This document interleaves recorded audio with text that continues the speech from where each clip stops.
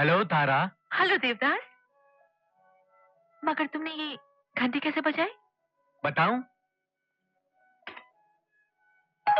ऐसे। आओ। मैं इस वक्त तुमसे कुछ बात करने आया हूँ तारा। जरूर, लेकिन पहले बताओ कि पियोगे क्या? कुछ नहीं, पहले तुम यहाँ बैठो। बैठो बैठो ना। क्या बात है देवदास, तुम ठीक तो हो? हाँ ठीक हूँ। इतना ठीक तो मैं शायद जमाने से नहीं था। तारा, मैं समझ गया हूं कि मेरी बीमारी जिस्मानी नहीं जज्बाती है। अगर मैं अपने आप को मायूसी और नाउमीदी के अंधेरों से बाहर निकाल सकूं तो मैं फिर अपने पैरों पर खड़ा हो सकता हूं, फिर चल सकता हूं। तुम ठीक कह रहे हो देवदास, बिल्कुल ठीक कह रहे हो। और उसके लिए मुझे दुनिया की किसी डॉक्टर की जरूरत नहीं है।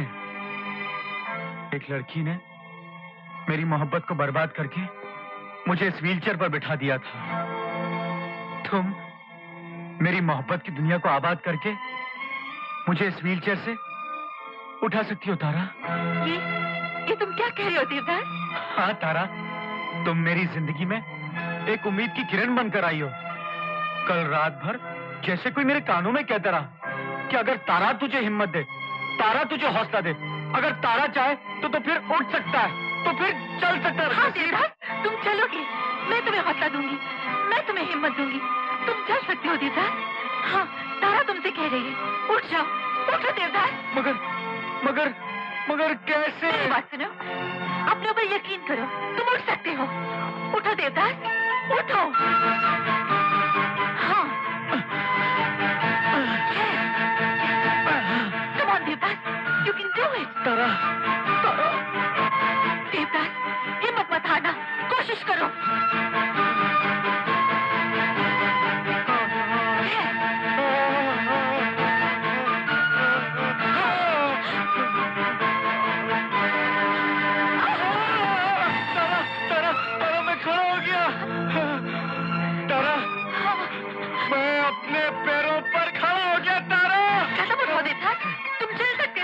आगे बढ़ो, आगे बढ़ो।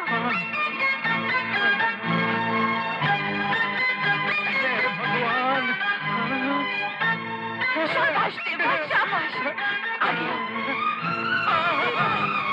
घबराओ मत तारा, मैं चल सकता हूँ, मैं चल सकता हूँ।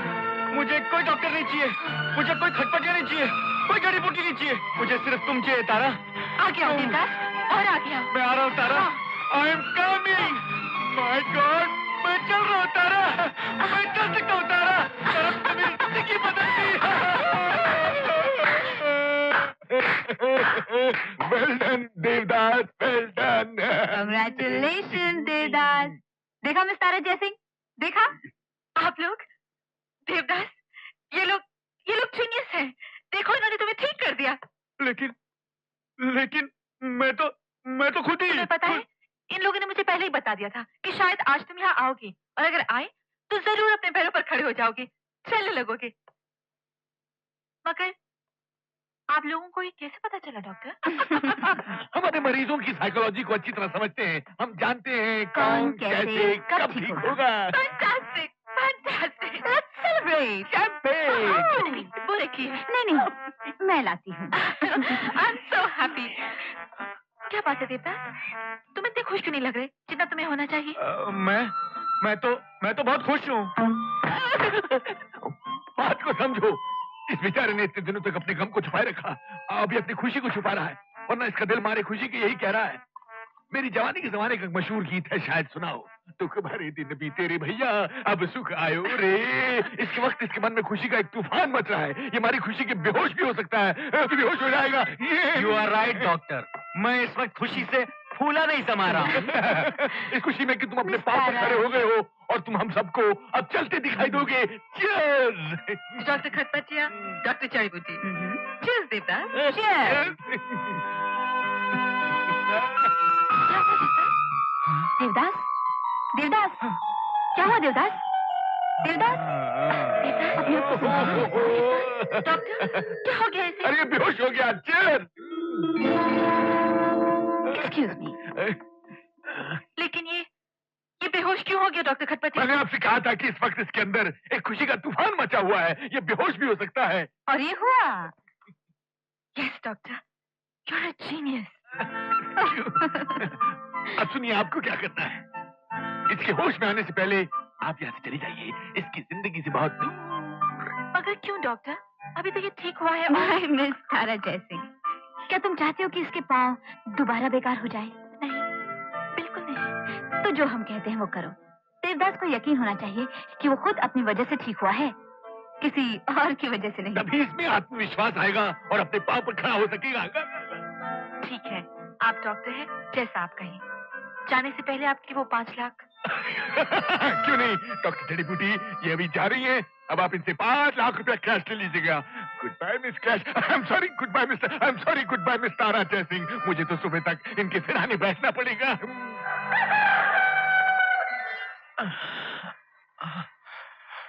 Good morning sir. Good morning. ये वो जो मेम साहब यहाँ ठहरी थी वो तो चली गई।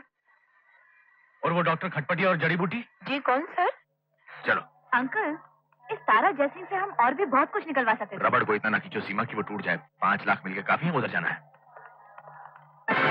डॉक्टर खटपटिया, डॉक्टर जड़ी बूटी।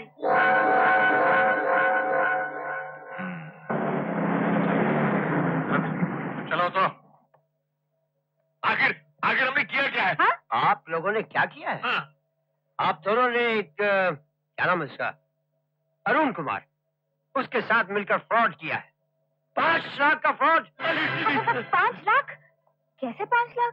डॉक्टर साहब, इंस्पेक्टर साहब, ये क्या कह रहे हैं आप? मैं ये कह रहा हूँ कि एक क्या नाम है उसका, तारा जयसिंह, उसने आप तीनों के खिलाफ रिपोर्ट लिखाई हुई है। वो तारा जयसिंह अभी आती ही होगी। बंद कर दो इन दोनों को जब तक। अरे आप लोग मेरी बात तो सुनिए, बात सुनने में क्या जाता है? अरे लेकिन सुनिए ना, परंतु बात, ये बनी बनाई बात इस तरह बिगड़ कैसे गई? ये जरूर उस देवदास, नहीं वो अरुण कुमार जो भी है, उसकी मेहरबानी है। इस जिंदगी में पहली बार हमें हवालात की हवा खानी पड़ रही है। जी हाँ, हमारी आवाज को आप ठीक कह रही हैं। आप पहली बार हवालात की हवा खा रही हैं। और मैं तो जैसे तिहाड़ जेल में ही पैदा हुआ था। अरे लाइफ में पहली बार इस मुसीबत में फंसा हूँ तुम लोगों की वजह से।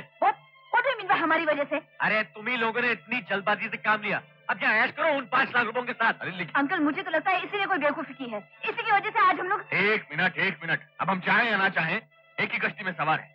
इससे बजाय लड़ने के सर जोड़कर कोई तरकीब सोचो, वरना अभी तो ये हाल है कि मुझे मेरी जवानी के जमाने का एक मशहूर गीत याद आ गया, शायद सुनाओ। कैद में है बुलबुल सयाद मुस्कुराए, कहा भी ना जाए और रहा भी ना जाए। अंकल श्री, आप तो भले आदमी लगते हैं, फिर आप कैसे इस तरह के चक्रों में? मेरा मतलब। मैं समझ रहा हूं, मैं हमेशा ऐसा नहीं था। मैं एक शरीफ और ईमानदार इंसान था। मेरे 2 भाई मेरा बिजनेस संभालते थे। फिर एक दिन मेरे सगे भाइयों ने मुझे पाई का मोहताज कर दिया। मैं दिवालिया हो गया और उस दिन मुझे प्यार करने वाली बीवी हमेशा के लिए छोड़ के चली गई। उस दिन मैंने जाना कि ये दुनिया अंकल, कुछ रखा नहीं है।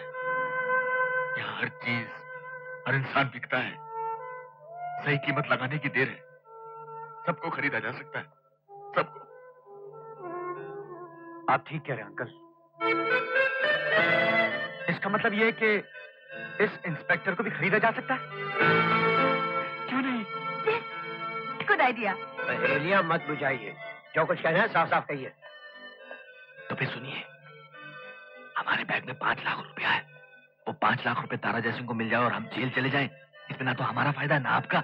आपका और हमारा फायदा तो इसमें है कि हम जेल ना जाएं और ये 5 लाख रुपए तारा जयसिंह के बजाय आपको मिल जाए। तो आप लोग मुझे रिश्वत देना चाहते हैं, क्यों? आप बिल्कुल ठीक समझे इंस्पेक्टर साहब, हम आपको 5 लाख रुपए रिश्वत देना चाहते हैं। अरे जान छुट्टी लाखों पाए। घर के बुद्धू घर को आए। मगर यार इस किस्से में जितने आए उतने चले गए। खाया पिया कुछ नहीं और गिलास थोड़ा पार आना। अगर भैया कोई ऐसा खेल हो जो हम सब लोग मिलकर खेल सके तो ये हमारा नंबर है बम्बई का। श्योर। टैक्सी। अच्छा हम लोग चलते हैं। Very nice meeting. Same here. Nice meeting you. Okay uncle. Bye bye. Come on Seema. Bye. Uncle, आपने मुझे आज तक अपने भाइयों और बीवी का किस्सा पहले तो कभी नहीं सुनाया। पहले कैसे सुना था? वो किस्सा तो मैंने वहीं जेल में बैठे बैठे बनाया था। मतलब वो सब झूठ? हाँ बिल्कुल झूठ। मगर क्यों? अब सीमा मैं इतना भी लालची नहीं हूँ कि बिना किसी फायदे के झूठ ही ना बोलूं। वैसे काफी इमोशनल हो गया था अरुण कुमार मेरी कहानी सुन के। Good acting. Oh my God, क्या हुआ? मैं अपना वैनिटी केस पुलिस स्टेशन में भुलाई हूँ। अरे जाओ जल्दी पुलिस स्टेशन चलो। चलो। अरे टेलीफोन उठाओ, नहीं तो आज का भी भाड़ा लग जाएगा। चलो उठाओ, जल्दी करो, जल्दी जल्दी जल्दी। अरे भी सुनो, ये पुलिस स्टेशन तोड़ क्यों रहे हो? कहीं और शिफ्ट हो रहा है क्या? Police station? अरे ये तो हमने पुलिस स्टेशन का सेट लगाया हुआ था। जल्दी जल्दी। आप कौन? अरे साहब, मैं इस कंपनी का प्रोडक्शन मैनेजर हूँ। प्रेम, जल्दी चाय पिला। मगर अभी थोड़ी देर पहले तो यहाँ आए। ये साहब पुलिस स्टेशन नकली था, समझे आप? अरे प्रेम, चाय पिलाएगा कि और नहीं? यहाँ जो पुलिस वाले थे वो? अरे साहब, वो सब नकली पुलिस वाले थे। अरे जल्दी सामान उठा ना। और हमारे 5 लाख रुपए। मारू मारू देवदास की जेब में। बहुत अच्छी एक्टिंग करते हैं आप लोग, बहुत अच्छी। ये तुम्हारे लिए McMahon. Thank you very much Arun. लेकिन यार तुमने भी खाएंगे? नहीं, मैं ये फल फ्रूट नहीं खाऊंगा। अभी मुझे 2-3 दिन भूखा रहना है। यार मैकी, बोलो। तुम मेरे लिए एक छोटी सी एक्टिंग और करोगे? अरे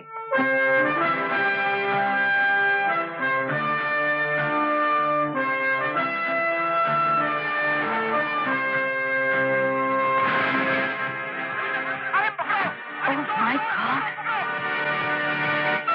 क्या हुआ? क्या बात? हद हो गई साहब। दिन दहाड़े एक आदमी मैडम का पर्स लेकर भाग गया। पर्स में कुछ ज्यादा तो नहीं था? नहीं ऐसे कोई 8-10 हजार, मगर कुछ इम्पोर्टेंट पेपर्स थे। Oh I am sorry. Excuse मी,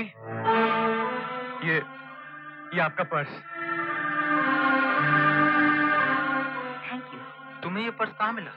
मैं उसके पीछे भागा था। हाँ राइट, ये उसके पीछे भागा था। मैंने उसे आगे पकड़ लिया। वो तो निकल गया, लेकिन मैंने उसे पर्स छीन लिया। देख लीजिए, सब ठीक है ना? मुझे तो बस इन पेपर्स की फिक्र थी। ये लो, तुम ये रख लो। नहीं, शर्मिंदा मत कीजिए। मैंने जो किया मेरा फर्ज था। अच्छा, नमस्कार। सुनो, तुमने मेरी मदद की है, मैं तुम्हारे लिए कुछ कर सकती हूँ? जी, कहीं कोई नौकरी दिला सकती है?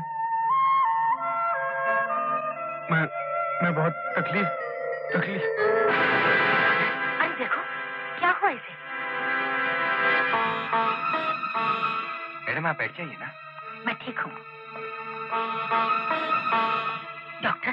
चिंता की कोई बात नहीं है, इट्स ऑल राइट। अब होश में है। लेकिन वो बेहोश हो क्यों गया था? बेचारा कोई बेरोजगार नौजवान लगता है। स्टमक बिल्कुल खाली था।